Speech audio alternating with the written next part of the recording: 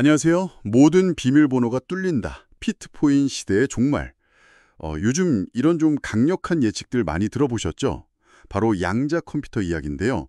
현재 우리 정보 시스템의 판도를 아예 바꿀 수 있는 그런 게임 체인저로 주목받고 있습니다. 이 양자 컴퓨터가 정말 그 소문만큼 대단한 건지, 그리고 현재 기술은 어디까지 와 있고 또 대체 어떤 원리로 작동하는지 좀 깊이 있게 살펴보려고 합니다. 자, 그럼 함께 그 실체를 파헤쳐 보시죠. 네, 정말 뜨거운 주제죠. 이게 과연 세상을 뭐랄까, 뒤흔들 만한 그런 파괴력을 가진 기술인지, 아니면 그냥 공상과학 영화에나 나올 법한 그런 이야기인지, 또 이 미래 기술이 현실에서는 어디까지 와 있는 건지, 그 핵심을 한번 짚어보는 시간이 될 것 같습니다. 네. 사실 양자 컴퓨터 이게 더 이상 뭐 먼 미래의 얘기만은 아니잖아요. 우리나라에도 이미 도입돼서 연구에 쓰이고 있고요. 몇 년 전에 구글이 발표했던 내용 이게 정말 큰 파장을 일으켰었죠. 아, 네, 맞아요. 당시 최고 성능 슈퍼컴퓨터로 수백만 년 걸릴 계산을 자기들 양자 컴퓨터로는 단 3분 만에 끝냈다. 이렇게 주장했거든요. 수백만 년 대 3분이라니. 와, 정말 엄청난 차이인데요? 네, 그 발표가 정말 센세이션이었죠. 물론 그때 컴퓨터 과학계에서는 바로 반론도 나왔습니다. 에이, 그건 특정 문제에 좀 유리하게 설계된 거 아니냐. 또는 슈퍼컴퓨터도 알고리즘 최적화하면 풀 수 있다. 뭐 이런 의견들이 나왔거든요. 어떻게 보면 이게 오히려 기존 컴퓨터 기술의 발전을 더 자극하는 계기가 되기도 했고요. 아, 그 지점도 흥미롭네요. 그러니까 경쟁이 붙으면서 기존 기술도 같이 발전했다. 이런 거군요. 근데 구글 주장이 그걸로 끝난 건 아니었잖아요. 네, 맞아요. 이교의 구글이 또 발표를 했는데 슈퍼컴퓨터에 절대적으로 유리한 조건, 예를 들어서 메모리가 무한하다고 가정한 그런 상황에서도 자기들 양자 컴퓨터가 여전히 훨씬 빠르다는 후속 연구 결과를 내놨습니다. 물론 뭐 구글이 풀었다는 그 문제 자체가 당장 우리 실생활에 쓰이는 그런 실용적인 문제는 아니었어요. 양자 컴퓨터 성능을 보여주기 위한 일종의 벤치마크 테스트 같은 거였죠. 근데 여기서 중요한 건 이겁니다. 그 문제의 실용성 여부를 떠나서요. 기존 컴퓨터로는 도저히 넘볼 수 없는 정말 격이 다른 계산 능력을 실제로 보여줬다는 거죠. 그게 굉장히 상징적인 사건이었어요. 기존 방식의 한계를 그냥 명확하게 보여준 겁니다. 격이 다른 계산 능력이라. 아니 도대체 어떻게 그런 엄청난 속도가 가능한 걸까요? 기존 컴퓨터랑 뭐 근본적으로 다른 게 있는 건가요? 네, 그 핵심적인 차이가 바로 정보를 처리하는 그 기본 단위에 있습니다. 일반 컴퓨터는 아시다시피 0 아니면 1, 둘 중 하나의 상태만 갖는 비트를 쓰잖아요. 근데 양자 컴퓨터는 큐비트라고 하는 좀 특별한 단위를 씁니다. 그리고 이 큐비트의 핵심 능력이 바로 중첩이라는 아주 기묘한 양자역 극적 현상이에요. 중첩이요? 그 0이면서 동시에 1인 상태 그걸 말하는 건가요? 이야, 이게 참 뭐랄까 바로 와닿지가 않네요. 그렇죠. 우리 일상 경험하고는 완전 다르니까요. 가장 흔한 비유가 그거예요. 회전하는 동전. 동전이 공중에서 맞빠르게 돌고 있을 때는 이게 앞면인지 뒷면인지 확정할 수가 없잖아요.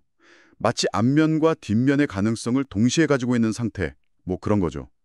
큐비트도 비슷하게 0이라는 상태와 1이라는 상태를 동시에 이렇게 확률적으로 가지고 있는 겁니다. 아, 빙글빙글 도는 동전이라 그러니 조금 감이 예피는 것 같기도 하고요. 그럼 이 중첩 상태가 왜 그렇게 강력한 계산 능력으로 이어지는 건가요? 이 중첩 덕분에 큐비트는 여러 가능성을 동시에 탐색할 수가 있게 됩니다. 예를 들어서 큐비트가 딱 10개만 있다고 해보죠. 그럼 각 큐비트가 0과 2를 동시에 가질 수 있으니까 2의 10제곱, 그러니까 1024가지의 모든 경우의 수를 단 한 번에 표현하고 처리할 수 있게 되는 거예요. 와, 10개만으로 1024가지를요? 네, 큐비트 수가 이제 n개로 늘어나면 처리 가능한 경우의 수는 2의 n제곱으로 정말 기하급수적으로 폭증합니다. 이게 바로 양자 컴퓨터가 특정 문제에서 그렇게 압도적인 병렬 처리 능력을 보여주는 이유입니다. 수많은 길을 그냥 동시에 가보는 것과 같다고 할 수 있죠. 그렇죠. 이야, 정말 대단하네요. 근데 아까 그 동전 비유처럼 계속 돌고만 있을 수는 없을 텐데요. 그 중첩 상태를 계속 유지할 수는 없을 거고, 그럼 결과는 어떻게 얻는 거죠? 아, 네. 아주 정확한 지적이세요. 큐비트의 그 중첩 상태는 사실 굉장히 불안정합니다. 그래서 우리가 그 상태를 보려고, 그러니까 관찰하거나 측정하려고 하는 그 순간 딱 깨져버려요. 마치 돌던 동전이 바닥에 탁 떨어져서 앞면 아니면 뒷면 이렇게 하나로 결정되는 것처럼요. 큐비트도 측정하는 순간 0 또는 1이라는 그냥 고전적인 상태 하나로 딱 정해져 버립니다. 아, 그럼 한 번 계산해서 바로 정답 이렇게 나오는 게 아니라는 말씀이시네요? 그럼 여러 번 돌려봐야 하는 건가요? 그게 어떻게 유용한 거죠? 때문에 여러 번 반복해서 얻은 그 결과들을 이제 통계적으로 분석하는 거죠. 그래서 가장 빈번하게 나온 값, 즉 가장 확률이 높은 값을 최종 답으로 채택하는 방식입니다. 아, 통계적으로 가장 확률 높은 걸 답으로 본다. 네. 근데 여기서 이제 중요한 질문이 나오는 거죠. 아니, 왜 이렇게 확률적인 답이라도 얻는 게 중요한가? 하는 겁니다. 네, 저도 그게 궁금해요. 확률적인 답이 무슨 의미가 있을까요? 그게 왜 중요하냐면요. 기존 컴퓨터로는 아예 계산 자체를 시작할 엄두도 못 냈던 문제들, 정말 사실상 풀 수 없었던 문제들이 있거든요. 이런 난제들에 대해서 비록 이게 100% 완벽한 정답은 아닐지라도 가장 가능성 높은 해답의 실마리를 통계적으로나마 찾아낼 수 있다는 것, 그거 자체가 엄청난 혁신이기 때문입니다. 이것만으로도 신약 개발이나 신소재 발견, 아니면 복잡한 시스템 분석 같은 많은 분야에서 완전히 새로운 돌파구를 열 수 있는 거죠. 아, 알겠습니다. 그러니까 기존에는 아예 불가능했던 문제에 대해서 가능성 자체를 열어준다. 그런 의미군요. 와, 원리는 정말 흥미로운데요. 근데 양자 컴퓨터 사진 같은 거 보면 흔히 엄청 크고 복잡한 금색 샹들리에 같은 그런 구조물이 보이던데 그게 양자 컴퓨터의 핵심인가요? 아, 그거요? 그 아주 화려하게 생긴 샹들리에, 그게 사실 양자 컴퓨터의 두뇌, 그러니까 큐비트 칩 자체는 아니고요. 그 칩을 제대로 작동시키기 위한 어마어마한 냉각 장치입니다. 냉각 장치요? 아니 왜 그렇게 크고 복잡한 냉각이 필요한 거죠? 아까 말씀드린 그 큐비트의 중첩 상태 있잖아요. 이게 극도로 예민합니다. 주변에 아주 작은 열에더지나 전자기적인 간섭에도 너무 쉽게 깨져버려요. 그럼 이제 계산 오류가 나는 거죠. 마치 아주 작은 속삭임도 다 잡아내는 극도로 민감한 마이크 같다고 할까요? 그래서 이런 외부 방해를 거의 완벽하게 차단하고 그 중첩 상태를 최대한 오랫동안 안정적으로 유지해서 계산할 시간을 벌어야 하거든요. 그러려면 이제 극저온 환경이 필수적인 겁니다. 극저온요. 어느 정도로 온도를 낮춰야 하는데요? 현재 주류 방식 중 하나인 그 초전도 큐비트의 경우에는요, 거의 절대 영도, 그러니까 섭씨 영하 273.15도죠. 여기에 아주 가깝게 온도를 만들어줘야 합니다. 텅 빈 우주 공간의 평균 온도보다도 훨씬 더 낮아요. 밀리켈빈 수준이라고 하는데 이게 절대 영도보다 겨우 0.01도 정도 높은 정말 극한의 저온 환경을 계속 유지해야 하는 거죠. 이걸 구현하려다 보니까 그렇게 크고 복잡한 여러 단계로 구성된 냉각 시스템, 즉 그 샹들리에가 필요하게 된 겁니다. 그래서 실험실에서는 가끔 우주보다 추운 곳을 만든다고 농담처럼 이야기하기도 하죠. 우주보다 춥다니. 와, 정말 상상을 초월하는 기술이네요. 이렇게 어렵게 만든 양자 컴퓨터, 그럼 가장 큰 파급력이 예상되는 분야는 역시 그 보안 분야겠죠? 아까 처음 말했던 모든 비밀번호가 뚫린다는 이야기가 여기서 나오는 것 같고요. 네, 맞습니다. 가장 직접적이고 또 시급한 영향을 받을 수 있는 분야죠. 현재 우리가 인터넷 뱅킹이나 전자상거래 아니면 국가 기밀통신 같은 데 널리 쓰는 RSA 같은 공개키의 암호 방식이 있거든요. 이게 아주 큰 숫자를 소인수분해하는 것이 현실적으로 매우 어렵다는 그 수학적인 문제에 기반하고 있어요. 아, 소인수분해요. 예를 들어 15는 3 곱하기 5로 금방 나누지만 엄청나게 큰 수백자리 숫자는 그 약수를 찾는데 슈퍼컴퓨터로도 수백만 년 이상 걸린다. 이런 거죠? 네, 정확합니다. 그런데 만약 충분한 성능의 양자 컴퓨터가 개발된다면요, 이 소인수분해 문제를 이론적으로는 단 몇 분 혹은 몇 시간 만에 풀어버릴 수가 있습니다. 쇼어 알고리즘이라는 아주 유명한 양자 알고리즘 덕분인데요. 이게 바로 양자 컴퓨터가 가진 강력하면서도 좀 위협적인 창의 역할입니다. 현재 우리 디지털 사회의 안전을 지탱하는 그 자물쇠를 순식간에 무력화시킬 수 있다는 우려가 바로 여기서 나오는 거죠. 이야, 생각만 해도 좀 아찔한데요? 그럼 정말 속수무책인 건가요? 다 뚫리는 건가요? 아, 다행히 그렇지는 않습니다. 이 강력한 창에 맞설 방패도 지금 준비되고 있어요. 바로 양자 내성 암호, 영어로는 PQC, 포스트 퀀텀 크립토그래피라고 부르는 기술입니다. 이건 이제 소인수분해 문제와는 완전히 다른 종류의 문제. 그러니까 현재까지 알려진 양자 컴퓨터 알고리즘으로도 풀기가 매우 어려운 그런 새로운 수학적 난제에 기반한 차세대 암호 기술입니다. 아, 그러니까 양자 컴퓨터라는 새로운 종류의 열쇠로도 열기 힘든 더 복잡한 구조의 새로운 자물쇠를 개발하는 거군요. 네, 맞습니다. 그렇게 이해하시면 돼요. 현재 미국 국립표준기술연구소를 중심으로 이 PQC 표준 알고리즘 선정을 거의 마치고 전 세계적으로 이걸 도입하려는 움직임이 굉장히 빨라지고 있습니다. 미국 정부 같은 경우는 향후 몇 년 안에 모든 정부 시스템을 이 PQC로 전환하도록 강력하게 공고하고 있고요. 여기서 핵심은 이겁니다. 양자 컴퓨터라는 창이 현재의 암호를 분명히 위협하고 있지만 다행히도 PQC라는 방패 개발이 현재로서는 더 빠르게 진행 중이라는 점이죠. 하지만 정말 중요한 건 이 새로운 방패로 서둘러서 교체하는 작업입니다.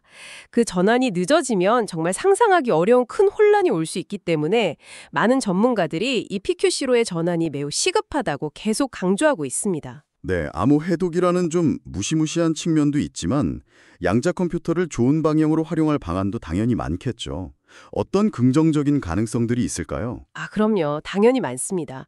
양자 컴퓨터는 특히 수많은 변수들이 얽혀 있고 또 복잡한 제약 조건 속에서 최적의 해답을 찾아내야 하는 문제. 이런 종류의 최적화 문제 해결에 아주 탁월한 능력을 발휘할 것으로 기대됩니다. 최적화 문제라면 구체적으로 어떤 것들이 있을까요? 네, 예를 들면 금융 분야에서는 한정된 예산으로 최대 수익을 내거나 아니면 위험을 최소화하는 그런 투자 포트폴리오를 짜는 문제. 또 물류 분야에서는 수많은 배송 지점과 차량들을 다 고려해서 가장 효율적인 운송 경로와 스케줄을 설계하는 문제 같은 것들이 있죠. 더 나아가서 미래의 교통 시스템을 한번 상상해 볼 수도 있는데요. 수많은 자율주행차들이 막 도로 위를 달릴 때 모든 차량의 목적지, 실시간 교통 상황, 이걸 다 종합해서 각 차량에게 최적의 경로를 동시에 계산하고 안내해주는 그런 복잡한 관제 시스템의 양자 컴퓨터가 핵심적인 역할을 할 수 있을 겁니다. 와, 수많은 자율주행차의 움직임을 양자 컴퓨터가 실시간으로 지휘하는 미래 도시라 정말 흥미롭네요. 과학 분야에서는 또 어떤 기대를 할 수 있을까요? 네, 물론 신약 개발이나 신소재 설계 같은 이런 과학 연구 분야에서도 정말 혁신을 가져올 잠재력이 큽니다. 예를 들어서요, 우리 몸속에 사는 수백 종의 장내 미생물들 있잖아요. 얘네들이 서로 굉장히 복잡하게 영향을 주고받으면서 우리 건강 상태를 좌우하는데 이 복잡계를 분석하는 건 기존 컴퓨터로는 사실 매우 어렵거든요. 양자 컴퓨터는 이런 복잡한 생물학적 데이터를 분석해서 질병의 원인을 찾거나 아니면 새로운 치료법 개발에 기여할 수 있을 걸로 기대하고 있습니다. 장내 미생물 군집의 비밀까지 풀어낼 수 있다니, 이야, 정말 놀라운데요. 네. 그리고 더 근본적으로는요, 물질을 이루는 그 원자나 분자 수준의 세계를 정확하게 시뮬레이션하는데 아주 강력한 도구가 될 수 있습니다. 분자들이 어떻게 상호작용하는지는 결국 양자역학의 법칙을 따르는데 이걸 제대로 계산하려면 양자 컴퓨터가 정말 필요하거든요.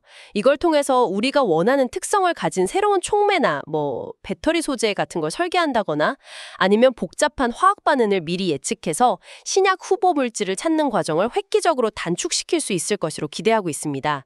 분자 단위의 시뮬레이션은 정말 그야말로 무궁무진한 가능성을 열어줄 겁니다. 와, 신소재나 신약 개발 속도가 정말 빨라질 수도 있겠네요. 그런데 이 시뮬레이션 능력이 혹시 과학의 최전선, 더 넓은 영역까지도 확장될 수 있을까요?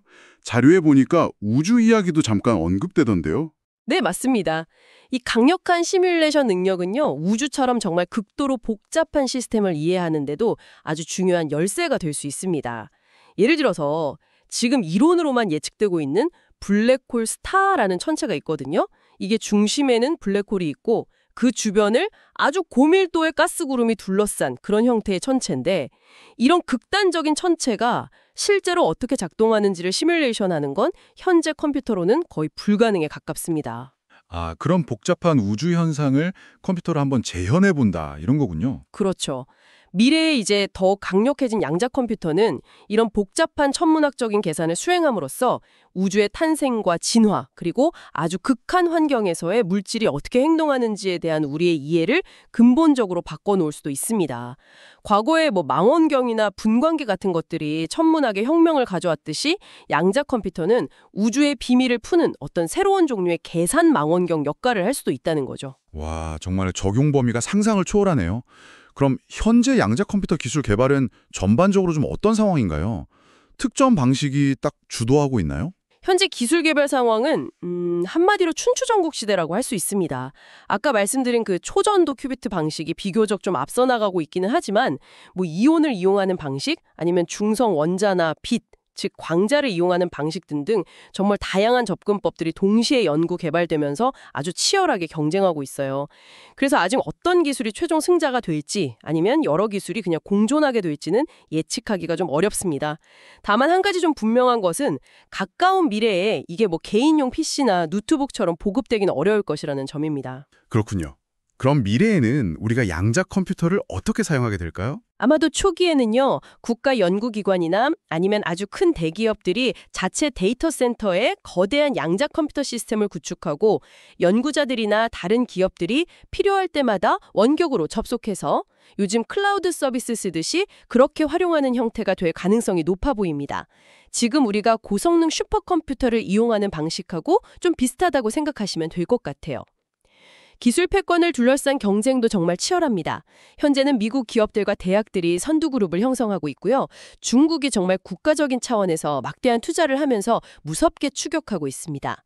유럽연합이나 일본 등 다른 나라들도 경쟁에 뛰어들고 있고요. 우리나라의 상황은 좀 어떤가요? 우리나라도 최근에 이 양자 기술의 중요성을 인식하고 투자를 확대하면서 추격에 나서고는 있습니다만 아무래도 선도그룹과의 기술 격차를 좀 줄이고 미래 경쟁에서 주도권을 확보하기 위해서는 더욱 전략적이고 과감한 투자가 필요한 시점이라고 할 수 있겠습니다.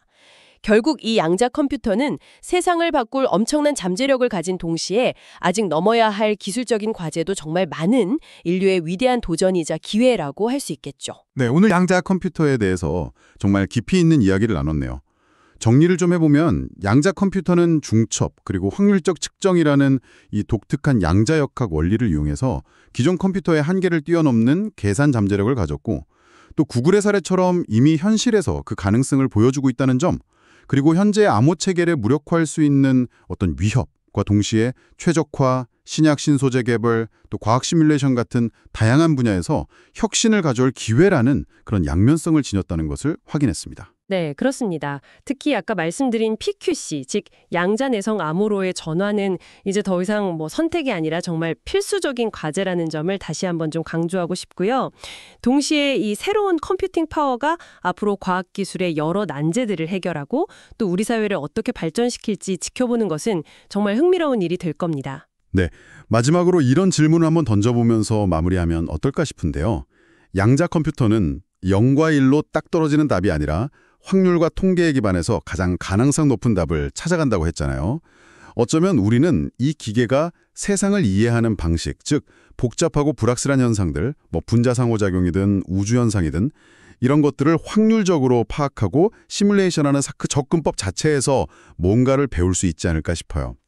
단순히 계산 결과를 얻는 것을 넘어서 이 새로운 생각의 틀 자체가 우리가 세상을 이해하는 방식을 좀 더 넓혀줄 수 있지 않을지 한 번쯤 생각해보는 것도 의미 있을 것 같습니다.